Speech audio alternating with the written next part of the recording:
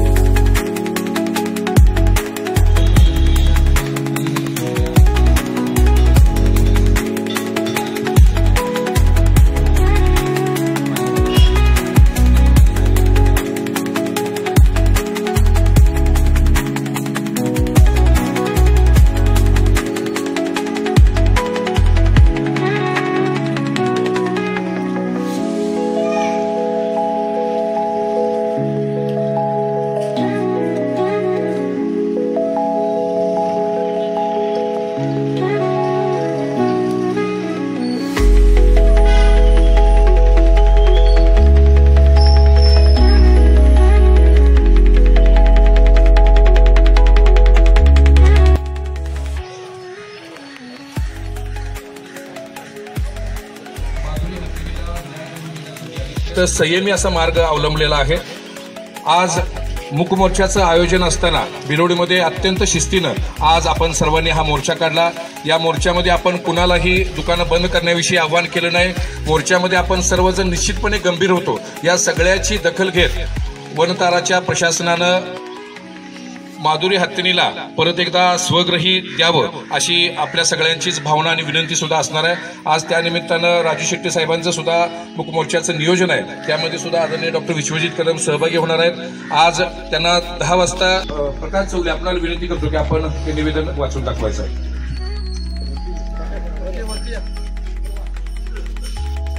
ते वाचून दाखवतो।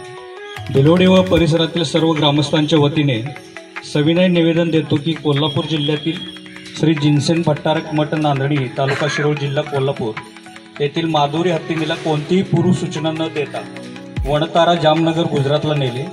नांदणी येथील मठाला 700 वर्षाची धार्मिक विधीकरता हत्ती पाळण्याची परंपरा आहे, पण पेटाच्या कमिटीने 2023 मध्ये दिलेल्या भेटीनुसार हत्तीची देखभाल व्यवस्थित होत नाही असा चुकीचा अहवाल कोर्टात सादर करून कोर्टाची दिशाभूल करून हत्तीला वनतारा जामनगर गुजरातला पाठवण्याचा निर्णय कोर्टाने दिला। याचा आम्ही सर्व भिलोडी व परिसरातील सर्व ग्रामस्थांच्या वतीने जाहीर निषेध करतोय। पेटाने दिलेल्या अहवालाची पडताळणी न करता कोर्टाने सदरचा निर्णय घेतला आहे असे ग्रामस्थांचे मत आहे। सदरचा हत्ती वनतारा येथे पाठवल्यामुळे लाखो जैन व जैनेतर भाविकांच्या भावना दुखावल्या गेल्या आहेत, तरी शासनाने याच्यामध्ये हस्तक्षेप करून माधुरी हत्तीनीला परत नांदणी मठाकडे सुपूर्द करण्यात यावे अशी असंख्य जैन व जैनेतर भाविकांच्या मधून मागणी होत आहे। तरी भिलोडी व परिसरातील सर्व ग्रामस्थांच्या भावना राष्ट्रपती, मुख्यमंत्री, उपमुख्यमंत्री, खासदार व आमदार यांना कळवाव्यात ही नम्र विनंती। यांना हे निवेदन देण्यापूर्वी आदरणीय डॉक्टर विश्वजित कदम साहेबांना मी विनंती करतो की आजच्या मोर्चाविषयी आणि एकूणच या सगळ्या घटनेविषयीच्या भावना त्यांनी व्यक्त कराव्यात।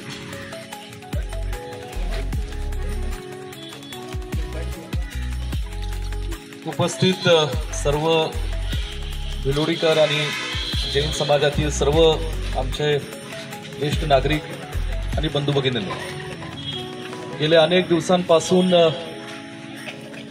कोल्हापूर जिल्ह्यातील आपलं जैन बांधवांचं धार्मिक स्थळातलं एक अत्यंत जागृत श्रद्धेचं स्थान असणारं या मठातील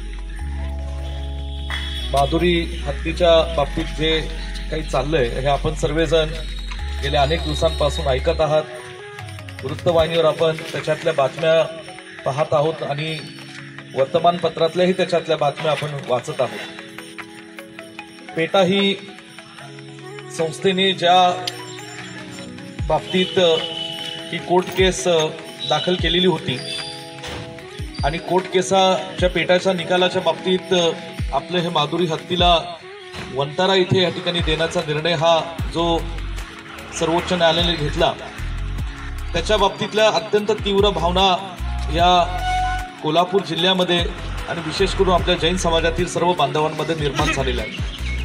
वास्तविक पाहता जे पेटिशन दाखल केलं पेटाचं त्याचा गेल्या 2 दिवसांपासून मी अत्यंत बारकाईने अभ्यास केला। जे सर्वोच्च न्यायालयाने सुद्धा जो आदेश या ठिकाणी दिला त्याचाही मी बारकाईने अभ्यास केला।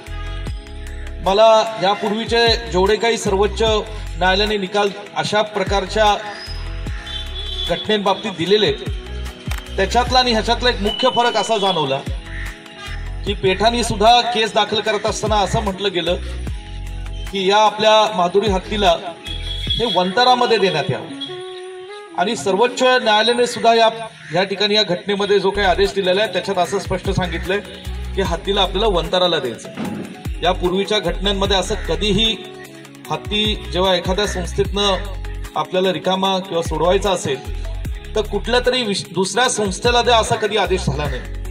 यापूर्वीचे जे काही सर्वोच्च न्यायालयाचे आदेश झालेले त्याच्यात स्पष्टपणे सांगितलं होतं की त्या धार्मिक स्थळाचा कुठला का तिथला प्राणी असना त्यांना त्या ठिकाणी शेजारीच असणाऱ्या जंगलामध्ये मोकळं सोडवण्यात यावं, लोकांच्या भावनांची कदर करून असे आदेश यापूर्वीच्या घटनांमध्ये दिलेले। आणि म्हणून आम्हाला कळत नाही की कोल्हापूर जिल्ह्यामध्ये एवढं मोठं वन खात्याचं क्षेत्र असताना आणि विशेष करून तिथे जर जैन समाजातल्या आमच्या बांधवांच्या तिथल्या महाराजांच्या जो काही तिथल्या भावना आहेत याची कदर करून जर तिथं सूचना दिल्या असत्या सर्वोच्च न्यायालयाचा आम्ही आदर करतो की बाबा त्या मठाच्या शेजारी कुठेतरी 10 किंवा 15 एकर जमिनीचं क्षेत्र करून तिथं जर मोकाट त्या आपल्या माधुरी हत्तीला ठेवलं असतं तरी चाललं असतं, परंतु कोल्हापूर जिल्ह्यातून आणि खास करून या आपल्या मठातून त्या माधुरी हत्तीला नेणं आणि ते वंताराच्या ताब्यात सुपूर्द करणं हे निश्चितपणे कुठेतरी काहीतरी ह्याच्यात चुकीचं होतंय हे आम्हा सगळ्यांचं मत आहे।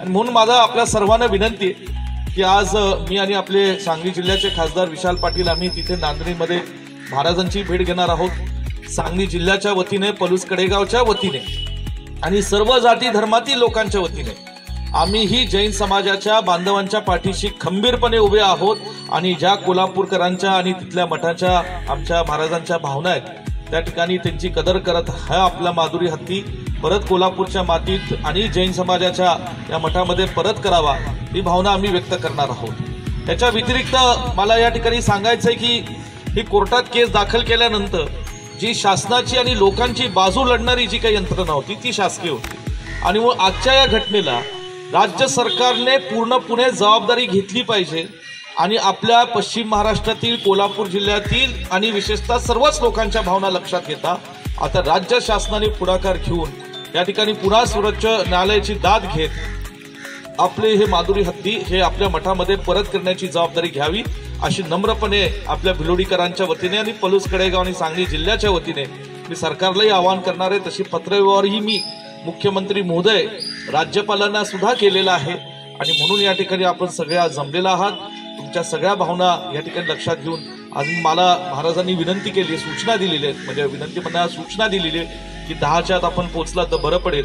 तर मी आणि विशाल पाटील त्यांची भेट घेऊन निश्चितपणे आपल्या भावना आम्ही त्यांच्यापर्यंत पोहोचू एवढंच या ठिकाणी बोलतो। आपण सगळेजण आज मुकमोर्चामध्ये मोठ्या संख्येने सहभागी झाला, सगळीच गावातली मंडळी सहभागी झाले, त्याबद्दल सगळ्यांचे धन्यवाद मानून इथं थांबतो। जय हिंद, जय महाराष्ट्र। हे निवेदन ग्रामस्थ सादर करतील। हां, तलाठी साहेब कुठे?